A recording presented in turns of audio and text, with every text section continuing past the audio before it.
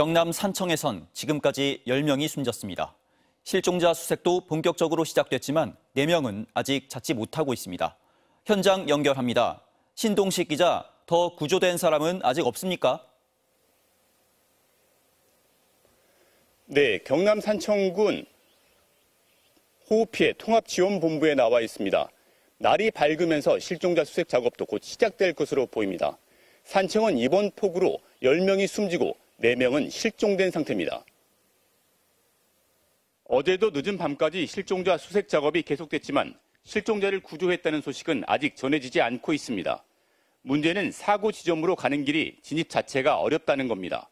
특히 인명피해가 발생한 마을 인근에는 산사태로 토사와 바위돌이 내려와 길 곳곳을 막고 있습니다. 현장에 출동한 경찰 순찰차도 토사에 고립되기도 했습니다. 중장비가 현장에 투입됐지만 크고 작은 바위와 나무가 두껍게 쌓여 있고 토사가 덮친 구역이 넓어 구조 작업이 더딘 상황입니다. 강자가 중간으로 보였으니까 그래서 회원들이 찾았지 않으면 이렇게 흙탕이 안에 묻혀 있었으면 알겠구나. 산청에는 그제 시간당 100mm에 달하는 폭우가 쏟아졌고 여러 곳에서 산사태가 났습니다. 비는 그쳤지만 산사태 위기경보 수준은 여전히 심각 단계입니다. 97개 마을 주민 2천여 명은 학교나 관공서 등 대피소에서 이틀째 불면의 밤을 보냈습니다. 집에 돌아가더라도 전기와 통신이 끊긴 곳이 많아 일상생활이 불가능한 실정입니다. 산청군의 주요 연결 도로인 3번 국도를 비롯해 경남 지역 도로 10여 곳은 여전히 교통이 통제된 상태입니다. 오늘 산청을 포함한 경남 내륙에는 5에서 60mm의 소나기가 예보돼 있어 긴장을 늦출 수 없는 상황입니다. 지금까지 경남 산청에서 MBC 뉴스 신동식입니다. 어젯밤 울산 태화강에선 100년 넘은 구 3호교 중간 일부분이 붕괴됐습니다. 집중호우로 불어난 강물을 이어내지 못한 걸로 보입니다.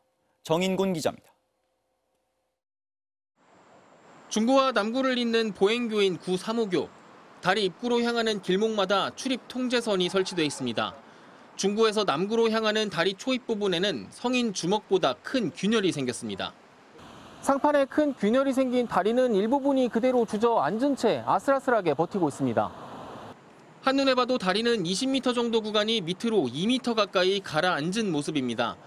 매일같이 오가던 다리가 주저앉았다는 소식에 주민들도 놀란 마음에 밤늦게 나와 다리를 바라봅니다.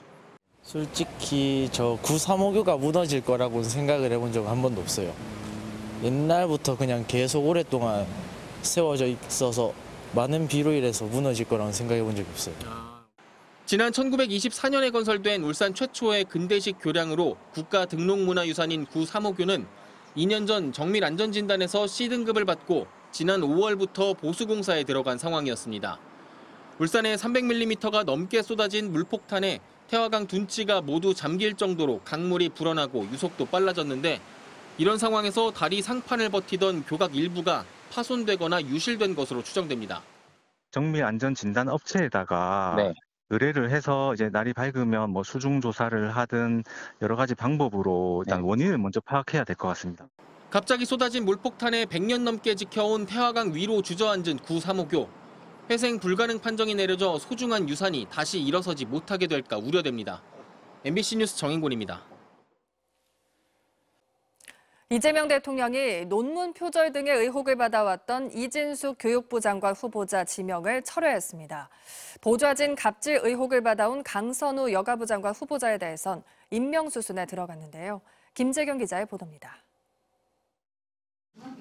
이재명 대통령이 이진숙 교육부 장관 후보자 지명을 철회했습니다. 대통령실은 이 대통령이 각계각층의 다양한 의견을 경청한 뒤 고심에 고심을 거듭했다며 여러 의견을 종합해 결정을 내린 만큼 국민들께 이해를 부탁드린다고 밝혔습니다. 다양한 여러 의견이 있었던 것을 잘 알고 있습니다만 인사권자로서 여러 가지를 종합해서 이런 결정을 내렸다는 점을 국민 여러분께서 이해해 주시기를 바랍니다. 다만 보좌진 갑질 의혹으로 여당 내에서도 자진 사퇴 요구가 나왔던 강선우 여성가족부 장관 후보자에 대해선 임명수순에 들어갔습니다. 이 대통령은 지난 토요일 청문회에서 나온 여러 가지 의혹과 해명, 여론 동향 등을 참모진으로부터 보고받은 뒤 강 후보자의 거취를 두고 하루 종일 고민한 것으로 전해졌습니다. 강 후보자를 지명 철회하지 않은 이유에 대해선 대통령실은 별도의 설명을 내놓지 않았지만 드러난 의혹들이 장관으로서의 결격 사유까지는 아니라는 의견도 많았고 친명계 현역 의원으로 이재명 대통령과 그동안 정책으로 손발을 맞춰왔던 만큼 새 정부의 국정 철학을 잘 이해하고 있다는 점이 강 후보자가 살아남은 이유라는 분석도 나옵니다. 이에 대해 더불어민주당은 인사청문회 과정에서 강 후보자의 충분한 소명과 사과가 있었다며 대통령의 인사권을 존중한다고 밝혔고 국민의힘은 국민적 공분을 산 강 후보자를 사실상 임명 강행했다며 이재명 정부의 오만과 독선이며 국민 눈높이에 대한 정면 도전이라고 비판했습니다. MBC 뉴스 김재경입니다. 인천 송도 국제도시의 한 아파트에서 60대 아버지가 사제총을 발사해 아들이 숨졌습니다. 도주했다 체포된 아버지는 집에 폭발물을 설치하기도 했는데 경찰이 확인한 뒤 곧바로 제거했습니다. 김지인 기자입니다. 119 구조대원에 이어 검은 헬멧을 쓰고 방패를 든 경찰 특공대원들이 엘리베이터로 들어섭니다. 어젯밤 9시 반쯤 인천 연수구 송도동의 한 아파트에서 시아버지가 남편을 쐈다는 총격 사고 신고가 접수됐습니다. 탕 약간 폭죽 터뜨리는 소리 같았고 한 번에서 두 번. 경찰 조사 결과 60대 아버지가 30대 아들에게 사제총기를 발사한 뒤 차를 타고 도주한 것으로 파악됐습니다. 현장에선 탄환으로 사용된 것으로 보이는 쇠구슬이 발견된 것으로 전해졌습니다. 피해자는 부상을 입고 병원으로 옮겨졌지만 결국 숨졌습니다. 119대가 나가고 있었고요. 안내방송 나오기로는 지금 아직 잡히질 않아서 집에 있고 좀 위험한 상황이라고 하시더라고요. 경찰은 사건 발생 약 3시간 만에 서울 사당역 인근 한 도로에서 63살 남성을 살인 혐의로 긴급 체포했습니다. 남성은 경찰 조사 과정에서 서울 도봉구 쌍문동에 있는 자신의 거주지에도 오늘 낮 12시에 터지는 폭발물을 설치했다고도 진술했는데 경찰은 해당 아파트 주민 수십 명을 대피시키고 폭발물 수색 3시간 만인 새벽 4시쯤 타이머와 점화장치, 시너가 연결된 사제 폭발물을 발견해 제거했습니다. 경찰은 남성을 인천 관할경찰서로 압송해 총기 소지 경위와 범행 동기 등을 추궁하고 있으며 조만간 구속영장을 신청할 방침입니다. MBC 뉴스 김지인입니다.